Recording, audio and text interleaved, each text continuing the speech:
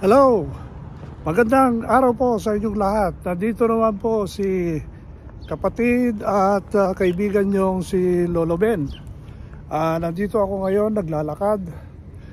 Kagaya ng dati, araw-araw kong naglalakad dito. Kaya ito, ano ang kwento natin ngayong araw na ito? Alam nyo, noong Huwebes, nagkaroon kami ng banding ng mga pamilya ng aking mga anak at saka yung mga apo ko. Alam niyo kung saan kami nagpunta? Nagpunta kami sa Disneyland. The happiest place on earth. Ano?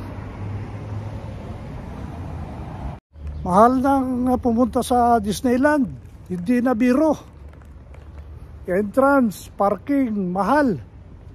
Kaya alam niyo nung una kong pumunta sa Disneyland 1984. Kaya after 40 years nakapunta uli ako sa Disneyland. Hindi biro ang pupunta ng Disneyland ngayon. Isang rason kung bakit hindi biro, mahal na ngayon ang entrance fee. $200 plus.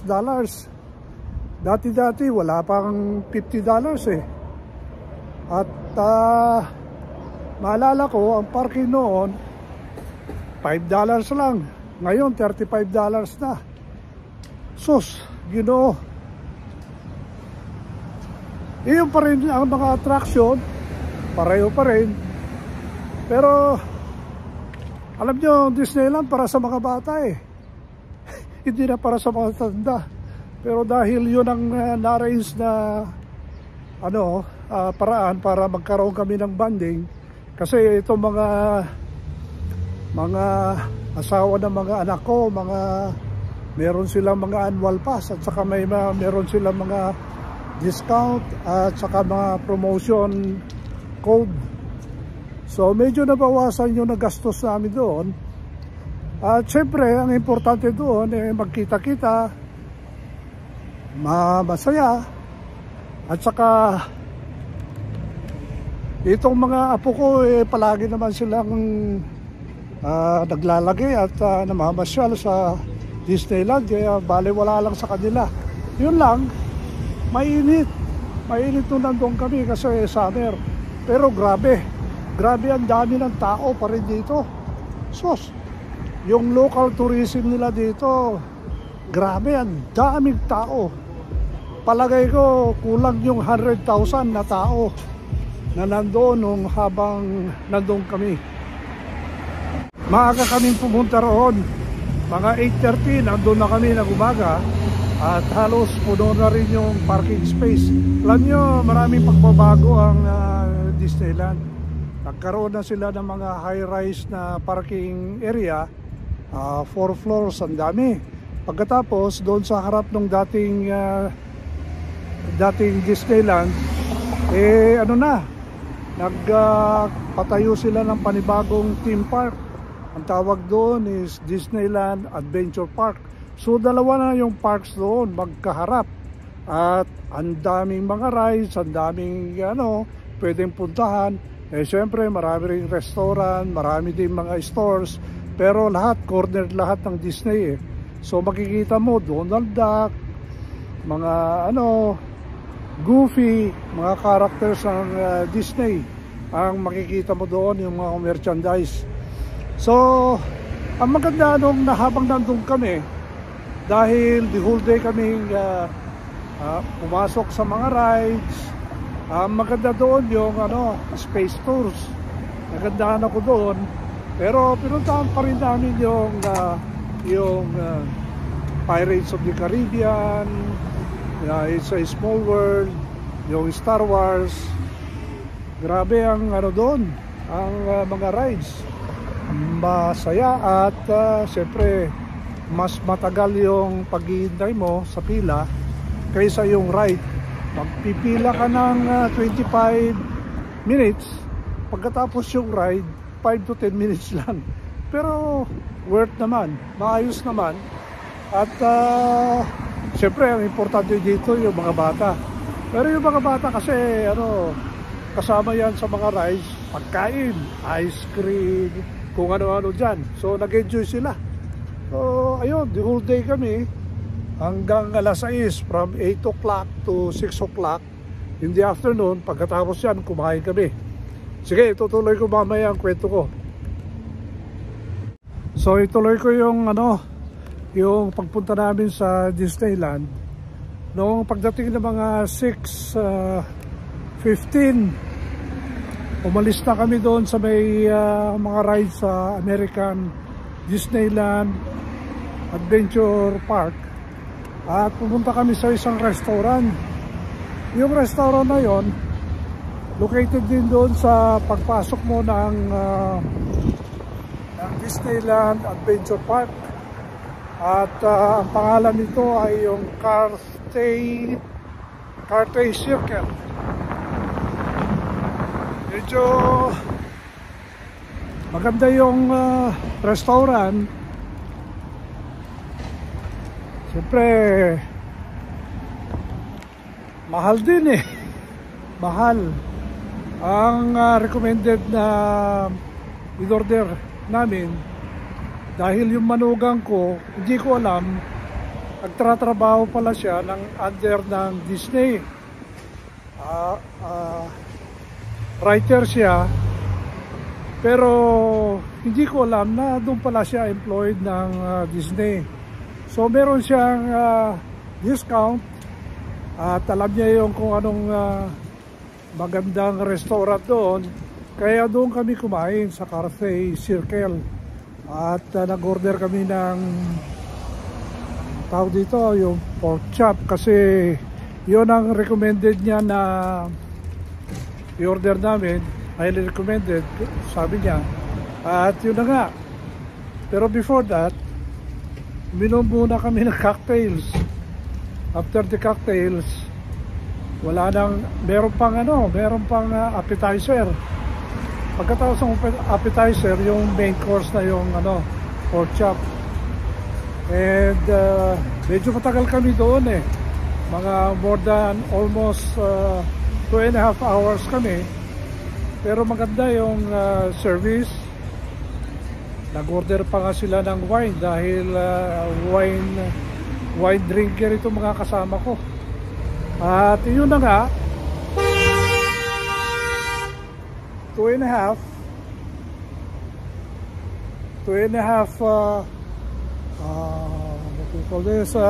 hours kami. Kwentuhan, 5 kaming adults, pagkatapos 3 yung mga bata. So malaki yung bill namin.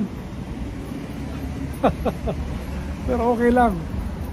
So ayun na nga, enjoy kami. Pagkatapos kami kumain, bumalik uli kami sa park kasi maraming doon, commercial establishments. At saka namili kami ng mga merchandise. Pinipilit akong bumili ng kung anong gusto kong souvenir, pero wala akong mapili. Pero habang ako'y namamasyal, naglalakad doon sa loob ng merchandise store ng Disney, meron ako nakita na coffee mug. Ang nakalagay doon grandpa, sabing ganon. At yun na nga, nandun si Mickey Mouse. So yun ang pinabili ko sa kanila. $16 yung tag price. Pero sabi nung manugang ko, 50% discount off lahat itong mabibili ngayon, last day. So kung i-apply mo yung 50% discount, naging $8 na lang yun plus tax. So yun ang souvenir ko. Akalain mo first time kong pumasok sa Disneyland. Bata pa yung mga anak ko, 5 years old at saka 4 years old yung mga anak ko noong 1984. Ngayon pumasok uli ako 2024, a difference of 40 years. So yun na nga, dami ng doon, improvements, nag-expand, maraming parks, pero ganun pa rin, marami pa rin tao pumupunta doon, walang sawa yung mga tao. Siyempre, alam nyo naman, dumadami ang tao dito sa Amerika, dumadami ang immigrants, yung mga parents no, nagkaroon na sila ng anak, nagkaroon na sila ng apo, kaya ganon, lalong dumadami yung mga tao. So, ay nako, very expensive yung experience namin sa Disneyland. But ito, lahat naman worth naman yan kasi kalahin mo after 40 years nakabalik ako sa Disneyland at siyempre kasama ko yung mga apo at tuwan-tuwa sila. So ayun, dahil yung manugang ko meron siyang mga gustong bilhin, nabili niya lahat yung gusto at saka yung mga kasama ko rin nabili sila ng marami dahil 50% discount. At yun na nga, yung anak ko ang lalaki, kasama niya yung pamilya niya, bumalik pa nga sa park uli pagkatapos silang bumili ng mga merchandise. Pero kami, umuwi na kami. Umalis kami sa park mga 9:40. Dumating kami sa bahay mga 10:15. Ako, pagod na pagod kami. Pero buti na lang dito sa mga araw-araw na mga lakad ko, walking sa park, nakapag-exercise ako at nakapaghanda ako. Maganda yung training ko na araw-araw na naglalakad. Kaya kinabukasan o pagkatapos ng bisita namin sa Disneyland, walang sakit ng pako. Kahit na nakaboots ako, kaya nakapag-prepare talaga ako dahil sa araw-araw na paglalakad ko dito sa mga parks malapit sa bahay. Kaya okay ako. Masaya. Banding. Kasama yung mga apo ko. At of course, meron akong